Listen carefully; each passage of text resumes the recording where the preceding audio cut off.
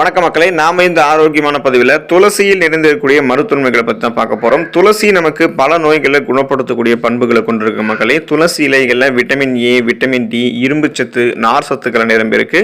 நம்மளுடைய நோய் எதிர்ப்பு சக்தி திறனை அதிகரிக்கிறதுக்கும் தொற்று நோய்களை வராமல் தடுக்கிறதுக்கும் துளசி இலை ரொம்ப ரொம்ப உதவிகரமாக இருக்கும். துளசி இலைகளை வெறும் வயிற்றில் உட்கொள்வது உங்களுக்கு நன்மை அளிக்கும். ஸோ அந்த மாதிரி துளசி இலைகளை நீங்கள் எடுத்துக்கொள்ளும் போது என்னென்ன மாதிரியான ஆரோக்கியமான மருத்துவ நன்மைகள் உங்களுக்கு கிடைக்கும் அப்படின்றத பற்றி ஒவ்வொன்றா தெளிவாக விளக்கமாக பார்ப்போம்.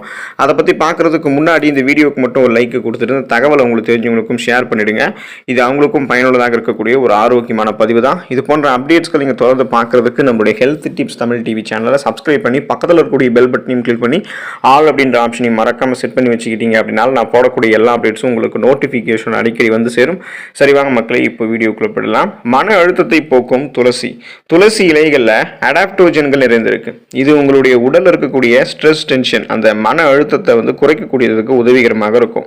இப்போ துளசி இலைகள் உங்களுடைய நரம்பு மண்டலத்தை தளர்த்துவதற்கு உதவிகரமாக இருக்கும் மற்றும் ரத்த ஓட்டத்தையும் உங்களுக்கு அதிகரிக்கும். இது உங்களுடைய உடல் உறுப்புகளை அமைதி பண்ணி மன அழுத்தத்தை குறைக்கிறதுல பெரும் பங்கு வகிக்குது. அப்படின்றதால் மன அழுத்தமாக நீங்கள் ஸ்ட்ரெஸ், டென்ஷனாக படபடப்பாக இருக்கீங்க அப்படின்னா அதை கியூர் பண்ணுறதுக்கு நீங்கள் துளசி இலை எடுத்துக்கலாம்.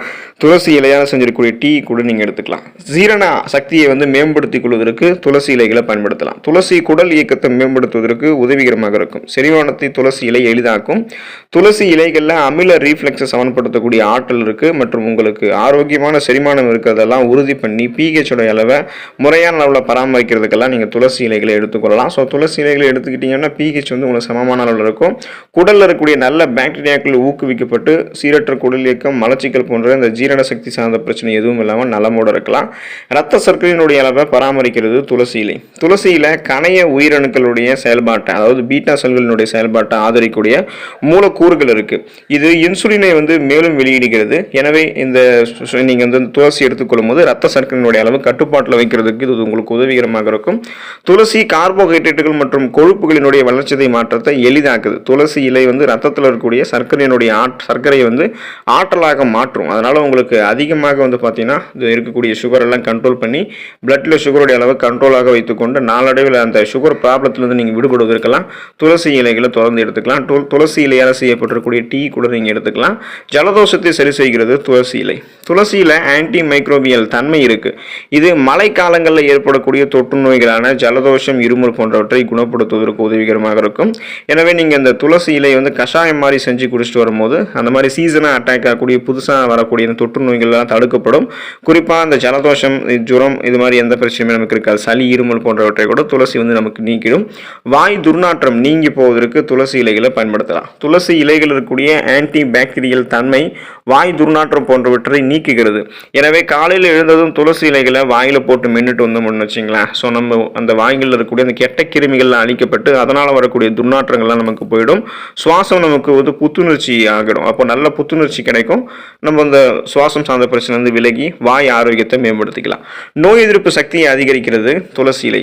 துளசி இலையில் ஆன்டி ஆக்சிடென்ட்கள் மற்றும் ஆன்டி மைக்ரோபியல் பொருட்கள்லாம் இருக்குது. இது வேறுபட்ட தொற்றுகளை நமக்கு நீக்குவதற்கு உதவிகரமாக இருக்கும். துளசி இலை தீங்கி விளைவிக்கக்கூடிய பாக்டீரியா மற்றும் வைரஸ்களை எதிர்த்து போராடுவதற்கு தேவையான நோய் எதிர்ப்பு சக்தியை நமக்கு அளிக்கும். இம்யூன் பவரை நமக்கு துளசி இலை இன்க்ரீஸ் பண்ணுறதால நமக்கு இருக்கக்கூடிய நோய்களுமே நம்ம குணப்படுத்திக்கலாம். சீசனாக புதுசாக அட்டாக் ஆகக்கூடிய தொற்று நோய்களையும் வராமல் தடுத்து நலமோடு வாழலாம்.